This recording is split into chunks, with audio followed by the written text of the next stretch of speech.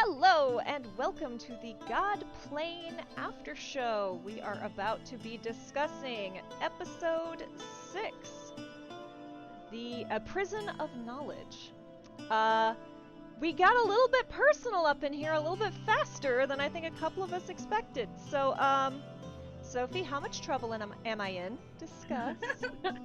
Not too much, but I literally had to do a check with David, she mentioned the Butcher. Kay never said to me if that was what he was known as. Is that him? Because if it is, okay. Yeah, that was a lot more than I thought I was gonna have to give it once. I was gonna try to keep seeding it along like I have been. But that was pretty organic though. That was good. Yeah. Yeah, it flowed really well. Yeah, I'm glad. I hope I was like, oh fuck, I might derail things if I try to get questions. But I'm at the point where it's the cat so doesn't like Ozim, and it's confusing to him at this point, and it's more frustrating to just have to do this stupid telephone, and it's why doesn't the cat like him? He keeps being so cryptic about it, and let's just fucking crack that open while we're down here where it's hopefully safer than probably won't be, but a spot where we're not trying to avoid anything, because if the wizard came back, whatever. You're not, I guess it's you're not in trouble. It's more just okay, I'm trying to remember what we discussed in our 3-hour phone call that one time, and I'm okay, I didn't take enough notes. I'm not sure where this is going. I also, very deliberately, things were changed around. Facts were changed, for sure. Because, I alluded to it, but I'm gonna just come straight out and say it so that there's no, confusion. Willie and Ozim are from the same world. But separated by a very long time. So I wanted to have that element of the story got told and retold, and it was changed and it warped over time. Partially because that's just fun, and partially because I wanted to see how much would Ozim defend himself, how much would he try and correct. I thought that would be an interesting thing to play with, rather than just copy pasting. This is what happened. This is what I said.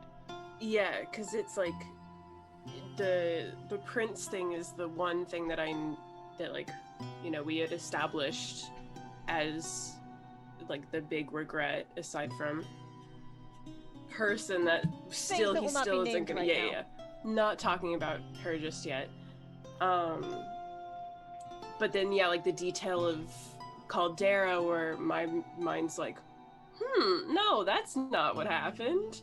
They escaped there after stuff happened, but this is me telling the players and not the characters, but there's one of the big changes is that he had fled to Caldera to escape, along with she who is not named yet.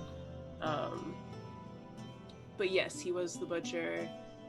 She pulled a little bit from something that I wrote for him, where he talks about being the story that mothers would tell their children at night to keep them from misbehaving, about this boy who had so much promise and instead was formed into this horrible general that did this supreme/sovereign this bidding through all manners of horrible methods, but then the Supreme dying, I guess, because okay, you said that there's a time difference with them, that really throws him for a loop, because the Supreme was still alive when Ozim was being brought into the Godplane, so he's My question is, you've all been pulled out of your stories at certain points. My question is this story available on a Google Doc or something like that, actually written out? Yeah, I wrote a whole backstory for him. And can it be shared with the players and also the viewers that we can like No. read? Well, not your specific like actual backstory, but Willie's version that she knows as a fable. Is sort it of thing. on like Audible or something? Yeah. I will leave that to Kassandra if you want to. I did give Kassandra a little bit of the some of the story. Yeah. So Kassandra, that is up to you if you want to be the relayer of information or if you would like to share this. You are a bard, you can. Yeah, I don't know if you were like verbally told or if you got like a written piece. There's a written there's piece. a written one. And I can perfect. Totally share it. Either. Yeah, because I'd love to I love that lore drop. Yeah, I'd love to be able to read it. Yeah, that's a cool deal. It's almost like I've been dropping hints and things. Wait, what? I'll share the actual Ozim's actual backstory when we're done with it because we're not naming some of the characters yet. Yeah, and I think it's hard for Ozim because he's so uncaring aside from this that he's not gonna explore and try the fact that he was looking for a book on his country is big for him because he's not gonna try to look for anything different. Confused when he was like, I want to find that book. I was like, why? Because aside from that, he's not going to go looking for lore. He's not going to investigate something if it's sparkly and has an arrow pointing at it that says, investigate me. He's not going to do it. He's just here to attempt this task, and he does not give a shit, like I said, if he succeeds or not. If he dies, he dies. He's not actively trying to die, but if he dies, he dies. He doesn't care. I do like that when confronted with Willie essentially saying, well, you're a monster. And you gotta try. That there was definitely a lot of side-eyeing and I'm here. Yeah, I'll help you guys. And I didn't expect that from the character. No, I mean, that's his mentality. He's not gonna fail you. He's still gonna push on with the task, but the outcome does not matter to him. Yeah, well, he wants to reassure you. He said it out loud. Yeah. It was a reassurance that I didn't expect from him at that moment, especially being after what he just told you. Yeah, the entire party basically looking at him in a completely different light, and that's the moment he chooses to go let me just drop some reassurance up in here. Yeah, and because Willie completely missed the fact that he's hiding from her that her brother's dead. But he knows that he did terrible things. He knows that he's past the point of being able to redeem himself, and the fact that he had this person in his life that was willing to take a chance on him and see him in a different way and to be with him, you mentioning that is probably really cut deep on him because he doesn't understand either. He doesn't know why this woman was interested in taking this chance on him. He doesn't feel deserving of it. I love how naturally that happened because she was so moved when he hinted at it when they first discussed it and she noticed it and she was just like, oh, being a storyteller and the most naive of the entire group, when a character like that sees someone who has had a love in their life and has been with somebody to some degree, that must mean they must be a decent person. You can't love someone who is a monster. So it was immediately the thing that she thought up, how could you do all those things and have someone and do that like normal people? Mm-hmm. And again, he fully agrees with you. He doesn't know because he still sees himself as a monster. He knows that what he has learned is thanks to the person and just the revelations that came with that. He doesn't look at himself the same. He has these internal struggles with himself every day where he's just how could I have done that? How he's shocked that Rook is willing to say that he's his friend because he's how could anyone? I had someone who loved me and that was a miracle in itself, but to have someone actively call me a friend when I'm hiding this from them, it didn't feel right, where he's this woman, I told her everything and she still took a chance, but how could I let someone call me a friend when they know nothing about me? And that's almost unfair. And we see the soft boy in Ozim.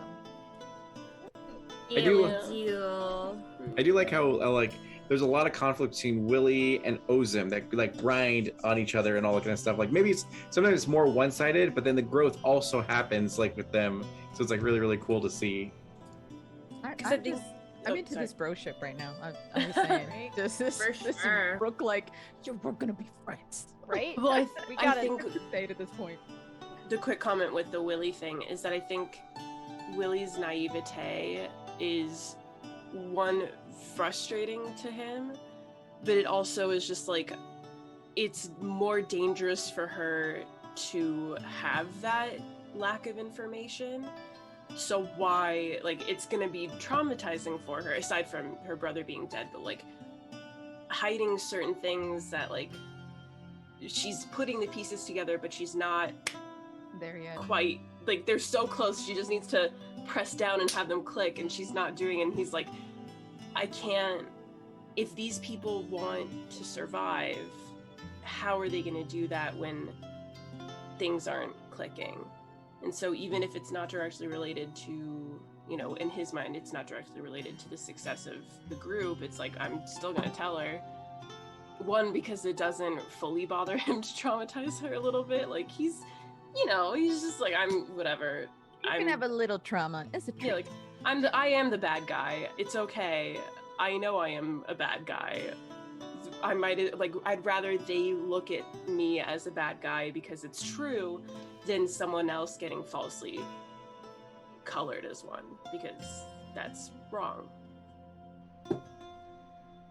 And then yeah, the bromance with Rook and Ozim, and romance with Rook and Ozim. Rook So good. trying to explain the stories to him, where it's like me trying to hint like Ozim did not grow up with any of these stories, that like he was stolen away as a child, there was no one to tell him these stories. Like I think you were talking about yourself with the middle school thing, but I thought you were talking about Rook. So I was talking about Rook as well. Yeah. Okay, yeah. good. Yeah, like he didn't go to middle school. Like he was shoved in a military encampment with I other feel like we children learned that were... so much about Rook, like Yeah. the fanboy thing, the BL So thing, cute. the Oh my God. the lore dump at the end. The BL thing was so That funny. was perfect. That was perfect. So good. Perfect. It's always fun to play these games, and then because I also love how like Nabi and Rook are becoming more friends as well through like erotic fanfic and being able to share that. So I just like That's that the Rook is thing. just like That's the thing. yeah, You guys get really- to bond over fanfic. Willie and Ozim are bonding over trauma. exactly. Yeah. freaking Rook is just like, everybody in this darn group's gonna be my friend at the end of this. Exactly. Yeah. It's great. I love I mean, it. he is kind of like the peacemaker. Like, he just is like, he'll like, you know, try to get to know everybody on a personal level, and then use that to kind of like be like, hey, it's cool, like everything's fine, like we'll get through this kind of thing. If we're gonna be stuck together, may as well be homies. He's the party dad. He's the dad of the party. That's the dad of the I'm party. into it. He's party Like, dad, party dad in the streets, and no. Party dad in the streets and party dad in the book sheets. The book There you go, Yeah. perfect. Yeah. We'll take it. No, Perfect. I felt Yeah. it the moment, like, I forget which episode it was, but I was just like, this is such a dad character, when there was an awkward silence and he leans back and drums his hands on his chest going, well, we better hit that dusty trail. I was just like, oh, my dad's done that. Yeah, be like, well, yeah, Yeah, it was great. so good. So yeah, y'all are picking up Can't some wait. of the hints I've been dropping. Lore connections seem to be being made. I know you were getting there already, Sophie, but it has been fun to see. A little bit, not too much. I think the Butcher thing is what clearly was like my big hint. I might have missed some of the smaller ones, but Like I said, I've been sprinkling things and just kind of waiting for like, let's see if this comes up. Well, let's see if this comes up. Oh, well, boy. it's hard because with the purple thing, I'm sitting here like, I know what she's talking about. I know exactly what this is, and like, I'm like trying to see how it will relate to the guy, but God. I'm And just Navi saying, got her if this- books. Yeah, my books. Plus, me and Tasek are like weird long distance homies, which is kind of like interesting. We're both like, she's very curious to meet, like she wants to meet him because she wants to see like the dark side of herself. It's like the Harry Potter Tom Riddle sort of thing. Yeah. She's like very interested. Like the more she reads his journals, the more she's like, I want to know who this guy is. Like I want to know how this happened, because she definitely sees a lot of herself in his story and how he progressed and kind of the thing. So it's cool. It's Willie, cool to you're- hear that, because I did not. I mean, she's so cagey. I didn't pick up on that as a player or as a character at all. That she's feeling that comparison. So good. I was getting worried. I was like, if Nabi was gonna start suggesting and attempting some of the things that she was like, Ozum was gonna pull her back and be like, don't. What did it say about the mirror? Like, trying these things could be considered the mirror. Oh, we like, never saw the dark mirror, did we? Or whatever it was. Yeah, but it could be like could be metaphorical. for the Oh, dark okay, mirror of yeah. herself, because she's into all the like she wants that knowledge, she wants to know, and that would be a similar path that she would go down, because if she just learned all the information in the book, she should be able to come up with something. So Yeah. the fact that he did that and kind of got like more and more kind of like out of it as he did that, she's kind of like, she's intrigued, but also still at the point where she's cautious enough that like she wants to know more, but is like also afraid to know more at the same time. It's a risky click, but she's like, maybe if I open a private browser window. Yeah, Right, exactly. right, exactly. Ba, Like ba, if I'm ba. incognito, perhaps. Like, yeah. So good. Oh, well, you are at least for now out of the house. You're in a weird library that none of you quite passed the wisdom check to figure out how it works. I mean, she's That one happy. brain cell's just working so hard. She's happy. She's distracted. Nabi's just distracted by all the books. She just Oh, yeah. can't stop just touching and looking at them all. Ozum Nope. doesn't care, but now he's horrified at the fact that he has had to talk about himself. Rook Nabi- wants Nabi to feel like share, like it's to figure out what's going on and be like, Well, I think she's afraid right now too because of everything that's happening with Tasek and how close we are to like her kind of stuff, like with him, kind of being the way he is. That she's like, she doesn't want to be seen in the same light after all of the information that she shared with everybody about him, you know, type thing. I will say one thing about the books in the library. Like, part of it is a story. So like DeAngelo, you were trying to interact with the bookshelves and like trying to like really look at. And part of it was a lore decision of why the library is set up the way it is, and sort of like the machinations of Tasek. But it's also like a funneling thing. Like when you walk into a giant library, you can find a book on literally anything. And so rather than, have players waste a bunch of time going, oh, well, this shelf has, books on metaphysics, and then having to like instantly come up with lore for that. Instead, we found a way to sort of funnel relevant lore that you guys would actually be interested in into a more narrow space. And so like the bookshelves are kind of set up to be like, this isn't where you look, you should look elsewhere. Yeah. that's cool. Because I like I don't enjoy making people roll a billion checks to like get a throwaway factoid. I'd rather be like when you were trying to get the shelf to move. I'm like, okay, look, you've done it twice. I'm not gonna make you do it again. You can decide how long your character's gonna keep messing with stuff, but like,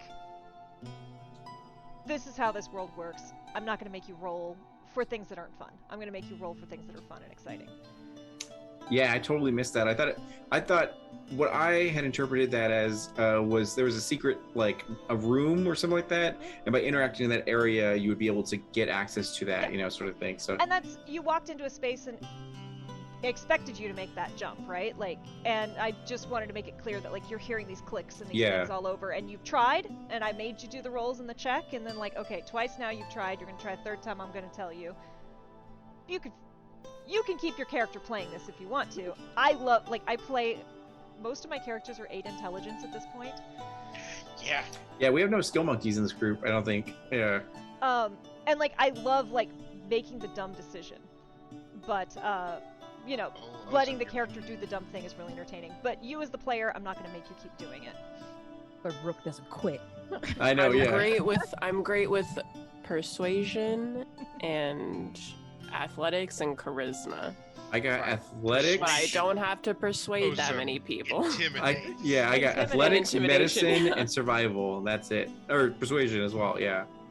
But we got barely any NPCs to Yeah, now I have to use it on poor Willie. Like, come on. Exactly, yeah. Oh, we could use that Nobby. Be like, you've hey, intimidated Nobby. pretty much every NPC you've come across. Yes, You because I want definitely to. make good use of that. I love it.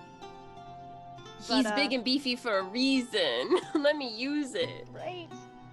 I mean, big and beefy. So, yes, you all have seen a little bit of how I try to play with lore dumps, in that I try to sprinkle them places and let you all put pieces together. Because I don't want to make you sit for a 20-minute lecture. I'd rather have you read a journal, and then I'll talk about it. Yeah.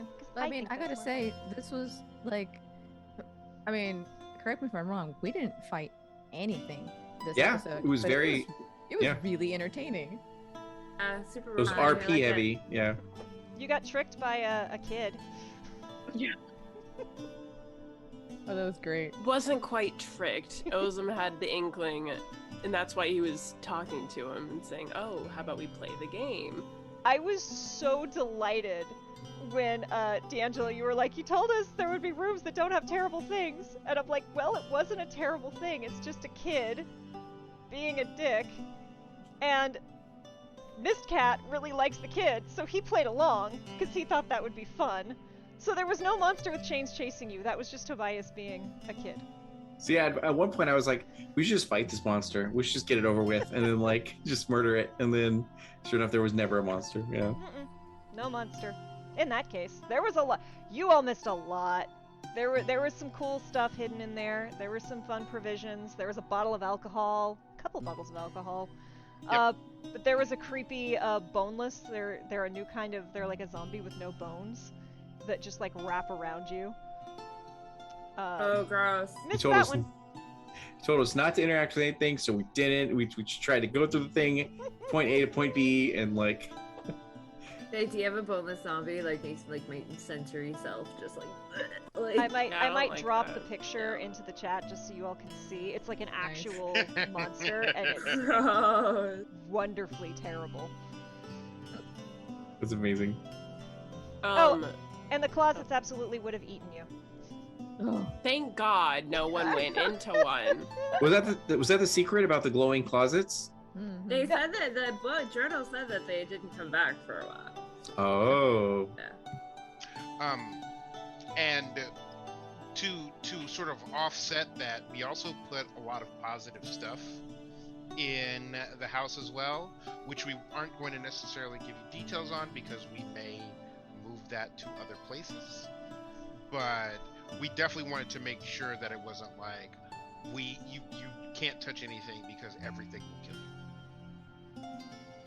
Also, the really, You say really that, terrible thing about the closets is if you got eaten in the closets and then the other rest of the party walked through the house, the person who was missing would appear in those portraits and the kids would be smiling. Love that. Never interact with anything we don't have to. Got it. Yeah. Yes.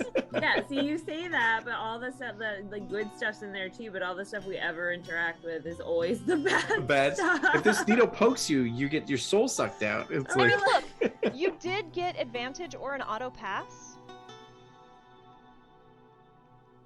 On Also, your stability that- checks? That wasn't even the worst fight in that house. Like you guys didn't see the panic that I had when I was like, "Dear Kay, are they doing this one or are they doing the marionette?" And she did a very good job of keeping a straight face while I was over here sweating. I was like, okay, I have to get this stat block. Oh my god! And the show's this... gonna end in episode 4. Got it. It's like right. Like I was like, could you win this fight? So, but at least for now, you're out of the haunted house. Will you end up back in it? I don't know. You'll have to come back next week and find out. Wait. You had said that this was not the way you initially thought it was gonna go, or that you didn't think this would happen all at once.